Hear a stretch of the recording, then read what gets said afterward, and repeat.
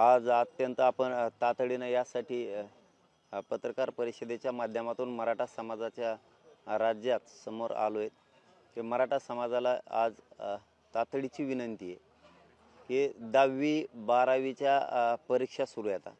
हे लेकरं आपले विद्यार्थी आहेत, त्यांचं भविष्य ते आजमावतात.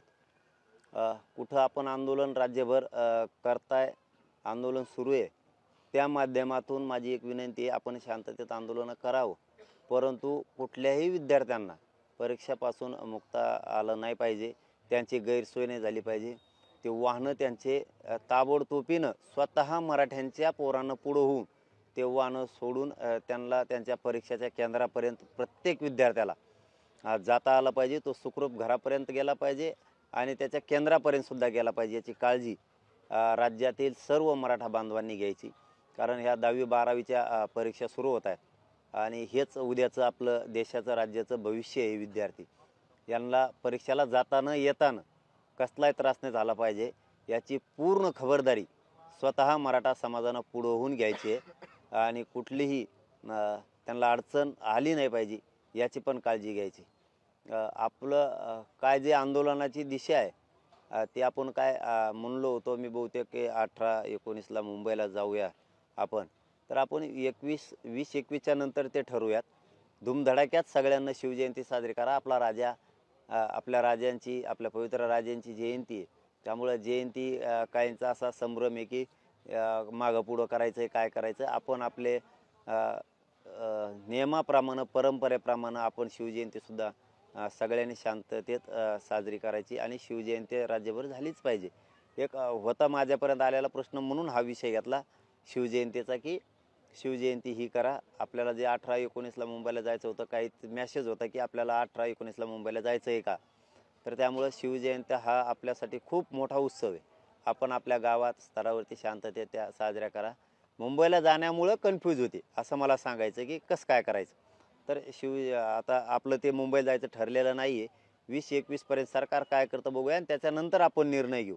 त्यामुळे शिवजयंतीलाही कोणाचे काही गैरसमज असण्याचं कारण नाही. आणि मूळ प्रश्न, विद्यार्थ्यांच्या परीक्षा सुरू होत आहेत 10वी-12वीच्या, त्यांना कसलीही अडचण कोणत्याही मराठ्यांच्या आंदोलकाकडून येऊ देऊ नका, त्याची गैरसोय होऊ देऊ नका. त्याच्या मदतीला तुम्ही स्वतः जा, त्यांच्या गाड्या काढून द्या, त्यांचं कुठेही अडचण नाही आली पाहिजे, याची पुरी खबरदारी महाराष्ट्रातल्या मराठा समाजानं घ्यायची.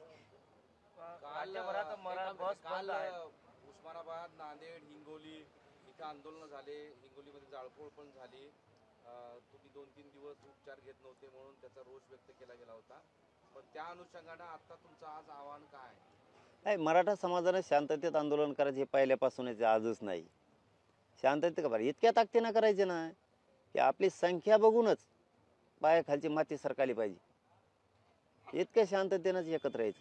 आणि मराठा ते आता कामाला लागलेला आहे. मराठा समाज आता आमच्या हातात कामं बी नाही राहिले, आमचे शेतीचे कामं उरकायले. आता आम्ही आमच्या पोरासाठी दंड थोपाटलेले आहेत. आता कसं काय सगळ्या सोयऱ्यांची अंमलबजावणी होत नाही हे समाजाला बघणार आहे. फक्त माझी एकच विनंती, तुम्ही आंदोलन करत असताना सगळी काळजी घ्यायची. आपल्यात घुसून कोण जाळपोळ करतंय, काय करतंय, ही सगळी काळजी घ्यायची. आणि विशेष म्हणजे आताची तातडीची पत्रकार परिषद खरी या विषयासाठी की विद्यार्थ्यांच्या परीक्षा येत आहेत, ते राज्याचे देशाचे भविष्य उद्याच, त्यांना अडचणी नाही कोणत्या आल्या पाहिजेत, त्यांना कोणतं त्यांचं वाहन नाही थांबलं पाहिजे, त्यांची गैरसोय नाही झाली पाहिजे. पेपरला जाण्यापासून सगळे आपण आपल्या केंद्रापर्यंत, परीक्षापर्यंत गेले पाहिजेत, याची पुरी खबरदारी मराठ्यांच्या माणसानं स्वतःहून पोरांनी घ्यायची. स्वतःहून त्यांना कसलीच अडचण पेपरला, परीक्षेला जाताना आली नाही पाहिजे, याची काळजी घ्या. हे तुम्हाला माझे हात जोडून समाजाला विनंती. 20-21 नंतर आंदोलनाची पुढील दिशा ठरवूयात असं तुम्ही म्हणालेत. पण आता 1-2 दिवस, 3 दिवस कुठलंही आंदोलन करू नका असं तुम्ही आवाहन करणार नाहीत का राज्यात? रास्ता रोको असेल किंवा इतर आहे, समाजानं लोकशाही मार्गानं करावेत, त्याबद्दल दुमत नाही आहे. शांततेत किंवा करू पण नाही. 20-21च्या नंतर आपण ठरवणारच आता काय करायचे, एक विचारानंच होणार आहे सगळ्यांचं. 20-21ला हे आपली अंमलबजावणी करतात का सगळ्या सोयऱ्यांची, त्यानंतर ठासून आहे ना, तिथं काय लपून थोडंच आहे, ठासून आंदोलनं करू. फक्त माझ्या समोरचा प्रश्न आहे, तोच माझ्या समाजासमोरचा प्रश्न आहे, राज्यासमोरचा प्रश्न आहे की विद्यार्थ्यांच्या परीक्षा आहेत, आंदोलन करीत असताना त्यांची मात्र गैरसोय नाही झाली पाहिजे, त्यांच्यात भीतीचं वातावरण पाहिजे नाही. विद्यार्थ्यांना असं वाटलं पाहिजे आंदोलन कुठं सुरू आहे, काय आहे, आम्हाला काही बाधा झाली नाही. आम्ही सुखरूप आमच्या परीक्षा केंद्रापर्यंत गेलो, पेपर दिला, सुखरूप घरीसुद्धा गेलो.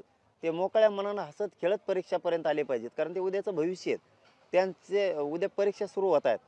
त्यामुळं कसला त्रास मराठा समाजाकडून झाला नाही पाहिजे आणि मराठा समाज स्वतःहून पुढं व्हा आणि त्यांच्या अडचणी दूर करा विद्यार्थ्यांच्या. आंदोलनाच्या बाबतची दिशा आपण 20-21ला ते काय करतात बघूयात, समोर ठरवू. त्यानंतर आंदोलन सुरू करू, वाटल्यास तोवर थांबवा.